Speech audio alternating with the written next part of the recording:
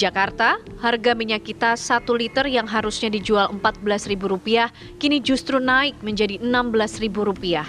Sedangkan untuk kemasan 2 liter yang harusnya dijual Rp28.000 kini justru naik menjadi Rp32.000. Kenaikan harga minyak kita ini cukup memberatkan para pedagang di Pasar Cibubur. Menurut pedagang, kenaikan harga minyak kita yang digagas Kementerian Perdagangan ini sudah terjadi dalam waktu 1 pekan terakhir. Namun penyebab naiknya harga minyak kita belum diketahui. Tim TV One mengabarkan.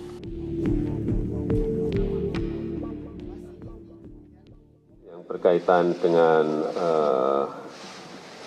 ekonomi, utamanya yang berkaitan dengan inflasi, kenaikan harga-harga barang dan jasa, saya lihat betul-betul harus diwaspadai mengenai yang pertama urusan beras, yang kedua yang berkaitan dengan minyak goreng, supaya dilihat betul. Ya, untuk memantau apakah memang saat ini minyak kita ini masih langka, kalaupun ada, apakah harganya di atas harga eceran tertinggi, kita akan langsung pantau dengan rekan kami, Anggada Marpaung yang saat ini sudah berada di salah satu pasar tradisional di wilayah DKI Jakarta. Selamat pagi Anggada, silakan informasinya. Iya, selamat pagi Rati dan pemirsa. Kelangkaan minyak goreng besutan pemerintah atau minyak kita di pasaran memang dalam seminggu terakhir ini memang disebabkan oleh beberapa faktor, dan dari Mendak sendiri Zulkifli Hasan menilai ada beberapa faktor yang memang disebabkan, yang diantaranya adalah karena penurunan penyaluran DMO yang menyebabkan turunnya pasokan minyak goreng di masyarakat, dan selain itu juga memang tingginya permintaan dari masyarakat yang memang menyebabkan banyaknya permintaan dan juga memang kualitas yang memang dari minyak ini yang memang cukup bagus. Dan saat ini saya sedang berada di Pasar Rawamangun, Jakarta Timur, dan untuk lebih jelasnya kita akan bertanya langsung sama pedagang ya. Oke, selamat pagi Pak. Pagi Mas. Dengan Pak siapa Pak? Dengan Ari. Oke Pak Ari, untuk sekarang ini apakah minyak kita jual dan dengan harga berapa Pak di sini Pak? Ya, kita jual dengan harga 15.000 per liter. Karena kemungkinan barangnya langka, terus harga dari supplier itu memang ditetapkan seharga eceran tertinggi. Kita belinya modalnya dengan harga eceran tertinggi dari pemerintah. Kalau dari supplier sendiri memang alasannya kenapa Pak bisa langka Pak? Kalau untuk supplier sendiri nggak konfirmasi ke kita, yang nggak menginfokan kenapa kelangkaan terjadi. Ya, jadi seperti itu, kita pesannya beberapa barang yang datang hanya sedikit seperti itu. Tapi untuk kuota sendiri yang biasanya datang lebih banyak ini datangnya malah lebih sedikit berarti Pak? Iya, lebih sedikit. Estimasinya kita pesan 20, kurang lebih datangnya cuma 2 atau 3 box saja. Dan untuk permintaan sendiri Pak dari masyarakat dengan langkanya seperti ini, apakah masih cukup tinggi permintaan dari masyarakat? Kalau untuk konsumen sih masih banyak yang menanyakan ya Mas. Ya kendalanya ya itu, barangnya tidak ada di pasar. Oke. Terima kasih ya Pak Ari informasinya. Ya, memang dapat kami informasikan dari pedagang sendiri memang menjual minyak kita itu dengan harga di atas eceran tertinggi dan dengan selisih harga sekitar Rp1.000 per liternya. Dan untuk dari Mendak sendiri untuk mengatasi masalah ini akan menambah jatah DMO sebesar 50% dari 300.000 ton menjadi 450.000 ton yang akan diolah menjadi minyak kita. Dan Mendak juga akan menargetkan pada bulan Februari ini minyak kita sudah bisa tersedia dan tidak ada kelangkaan lagi. Saya balikan ke studio. Baik, terima kasih Anggada Agung mengabarkan dari Pasar Rawamangun di Jakarta Timur. Nah, untuk membahas mengenai atau mencari tahu apa yang menyebabkan kelangkaan dari minyak kita ini, membaca kondisi pasar kita ini, kita akan berbincang bersama dengan Bima Yudhistira, Direktur Center of Economic and Law Studies. Ada Mas Bima, selamat pagi Mas Bima.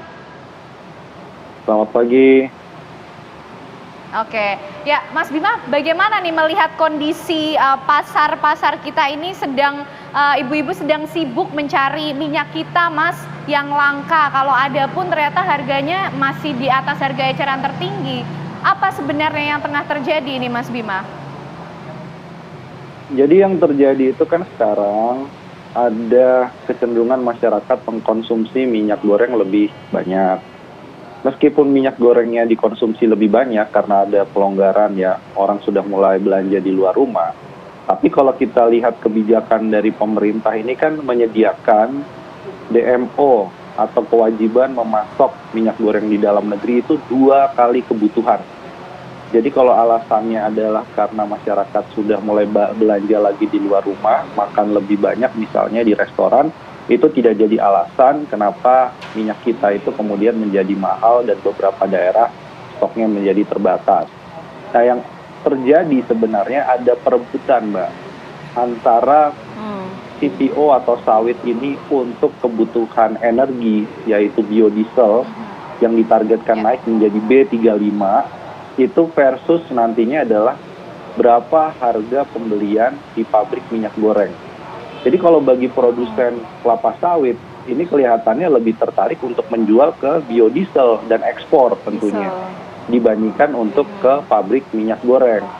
Nah, ini akan mencapai titik yang harus disadari pemerintah cukup beresiko, itu pada saat B35 berlaku Februari 2023, sementara sebulan kemudian itu ada Ramadan. Nah, ini kita nggak pengen kejadian lagi seperti 2022 kemarin. Tarikan ekspor, tarikan dalam negeri, plus juga tarikan untuk biodiesel. Ini nanti bisa menyebabkan bahan baku dari CPO itu terpecah-pecah, sehingga yang untuk minyak goreng itu dikalahkan.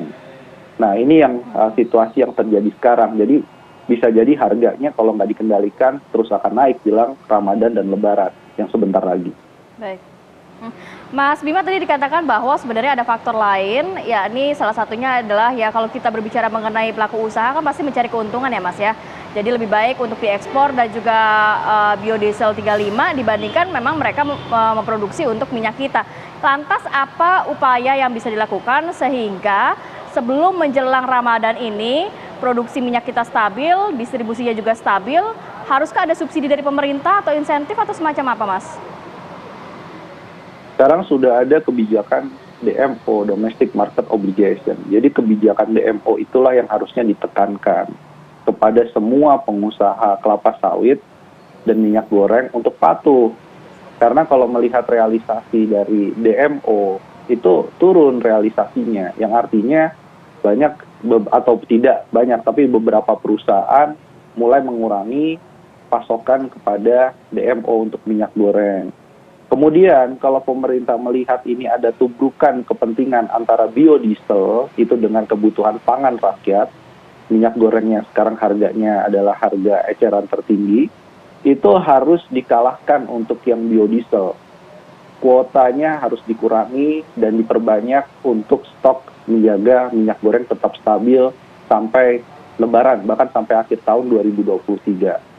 Nah, berikutnya kita harus mengingatkan kembali gitu ya kepada pengusaha sawit juga bahwa yang namanya sawit itu sebagian menggunakan izin dari negara atau HGU dari negara.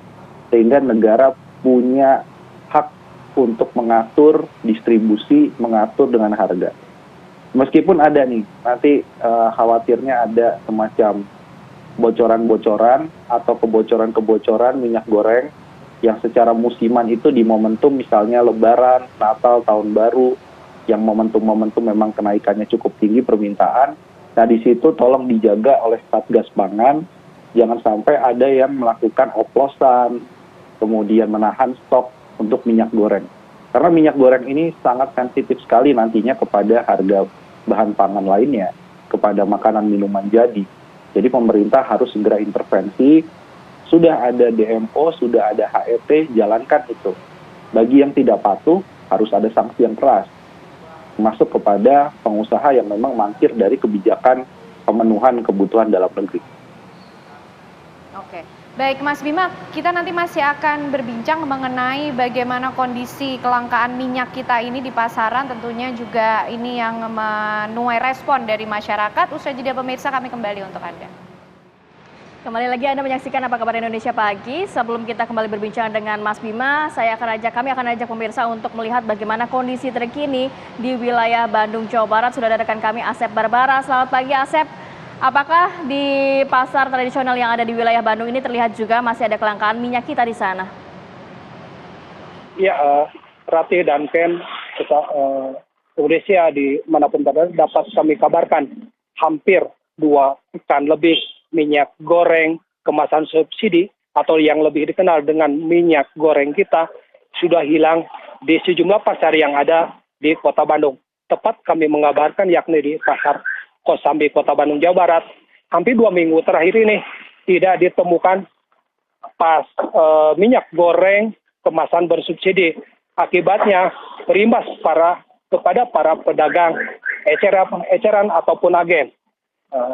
Mereka berimbasnya hilangnya dari minyak goreng kemasan bersubsidi ini, yakni terjadinya penurunan omset yang biasanya kalau minyak goreng kemasan bersubsidi ada, mereka bisa menjual parenya mencapai 40 hingga 50 karton.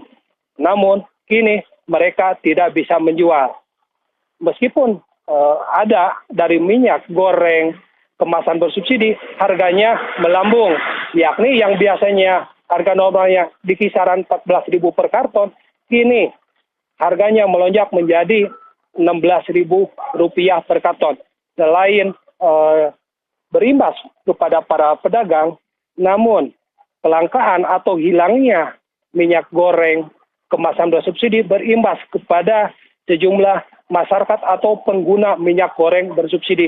Mereka terpaksa harus mengeluarkan kocek yang lebih dalam untuk beralih ke minyak kemasan produk merek lain yang tentunya harganya lebih tinggi dibandingkan dengan harga dari minyak subsidi. Kalaupun para konsumen harus mendapatkan minyak yang lebih murah dari minyak subsidi, itu pun para konsumen harus beralih ke minyak curah yang ada disediakan para pedagang. Untuk mengetahui lebih lanjut keluh kesah atau gimana sih proses dari minyak goreng kemasan yang ada bersubsidi di pasaran, tepat di sebelah kiri saya salah seorang pedagang. Mungkin Kang bisa diceritakan ini sudah berlangsung berapa lama? Sudah 2 pekan kita kurangan barang, sudah tidak ada di pasaran minyak kemasan yang bermerek minyak kita. Minyak kita. Mungkin keluhan dari masyarakat gimana waktu pas membeli bahwa minyak tersebut sudah hilang di pasaran? Untuk minyak, kalau dari konsumen banyak yang nanyain, sedangkan kita dari pusatnya aja nggak ada gitu. Jadi kita nggak jualan. Mungkin menurut para pedagang diduga ini kelangkaan atau hilangnya minyak kita ini di pasaran karena apa mungkin? Karena mungkin dikarenakan mau bulan puasa kali ya. Jadi didem dulu atau nggak tahu gimana gitu dari pusatnya gitu. Ya, mungkin pemirsa dapat kami kabarkan juga menurut dari para pedagang, salah satu pedagang yang berada di Pasar Kosambi, hilangnya minyak goreng kemasan bersubsidi ini diakibatkan karena akan menjelangnya puasa, ataupun menurut mereka dikarenakan adanya kelangkaan dari bahan baku ataupun adanya peningkatan dari biaya produksi minyak goreng bersubsidi. Mungkin itu generatif dapat kami kabarkan dari Kosambi. Baik, terima kasih Asep Barbara mengabarkan dari Pasar Kosambi di Bandung, Jawa Barat. Kita kembali ke Mas Bima.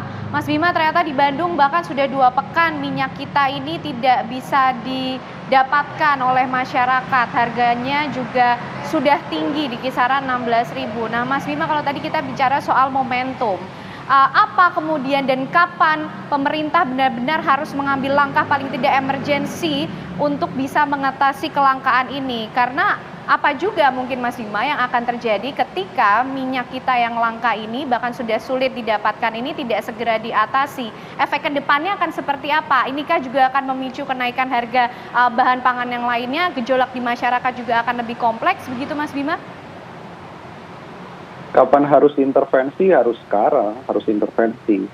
Karena kalau kita baca sebenarnya aturan teknis soal minyak goreng kita itu atau subsidi kemasan khusus, itu ada jelas bagi perusahaan yang tidak patuh, ada pencabutan atau rekomendasi pencabutan izin selain adanya teguran tertulis. Jadi kalau masalahnya sekarang ini adalah pada ketidakpatuhan DMO dari CPO atau bahan baku minyak goreng, maka di situ sudah harus masuk ke dalam teguran tertulis kepada perusahaan-perusahaan itu. Yang kedua, ini pemerintah kan dari awal sudah disarankan kalau ada kebijakan HET, kebijakan domestik, DMO, ini kurang satu lagi, di mana BUMN harusnya memegang kendali terhadap distribusi minyak goreng. Sehingga BUMN pun bisa langsung cek siapa pemain-pemain CPO yang kemudian tidak patuh dalam menyetor produksi CPO-nya untuk pabrik minyak goreng. Nah sekarang BUMN di mana perannya di dalam distribusi dari minyak goreng kita ini? Sampai kemudian menekan produsen agar patuh. Nah, kalau ini dibiarkan terus-menerus, nanti bisa mengulang lagi kasus di 2022 kemarin, di mana sampai terjadi kelangkaan dan berakibat pada inflasi. Dan perlu diketahui juga, kenapa intervensi pemerintah penting? Karena sekarang ini harga CPO mungkin lebih rendah dibandingkan 2022, iya. Tetapi dibandingkan sebelum adanya pandemi, harga CPO di pasar internasional atau bahan baku minyak goreng ini 2 kali lipat harganya untuk yang sekarang dibandingkan posisi sebelum pandemi. Jadi kita masih menghadapi sebenarnya rata-rata harga minyak sawit yang lebih mahal. Nah disitulah masyarakat perlunya inflasi rendah, harga terjangkau.